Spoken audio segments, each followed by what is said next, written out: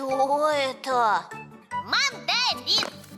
Вы только полюбуйтесь, какой чудесный фрукт. Паточка сама его вырастет.